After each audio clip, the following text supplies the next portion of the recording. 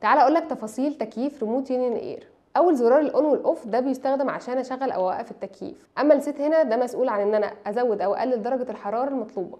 زرار المود هنا ده عشان اغير وضع التشغيل بين التبريد والتدفئه والتجفيف او الوضع التلقائي اللي هو الاوتو. اما التربو هنا ده عشان اشغل وضع التربو اللي هو اقصى طاقه عشان احصل على تبريد او تدفئه اقصى حاجه. زرار السبيد هنا عشان اغير سرعه المروحه يدوي. السليب عشان افعل وضع النوم، وده هو بيظبط درجه الحراره تلقائيا عشان لما اصحى ما اكونش تعبان من التكييف. اما بالنسبه للسي واف ده عشان اغير عرض درجه الحراره بين السيليزيوس والفهرنهايت. بالنسبه للديسبلاي ده عشان اتحكم في عرض الشاشه. اما لوفر ده عشان اتحكم في اتجاه الهواء العمودي. اما سوينج عشان اتحكم في اتجاه الهواء الافقي. اما بالنسبه للاي فيل ده بيظبط درجه الحراره بناء على المكان اللي فيه ريموت.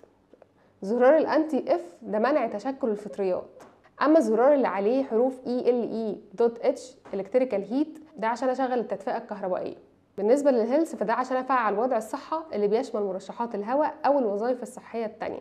اما التايمر ده عشان اظبط الوقت عشان اشغل او اوقف الجهاز بعد فتره زمنيه معينه. اما زرار الايكو ده عشان افعل وضع الاقتصاد في استهلاك الطاقه. واي كلين ده بيشغل وضع تنظيف الجهاز تلقائي. استخدم الريموت بالطريقه دي عشان يساعدك تتحكم في التكييف بسهوله وتوصل للي انت عايزه من التكييف. لو عندك اي اسئله ما تنساش تسيبها لنا في التعليقات.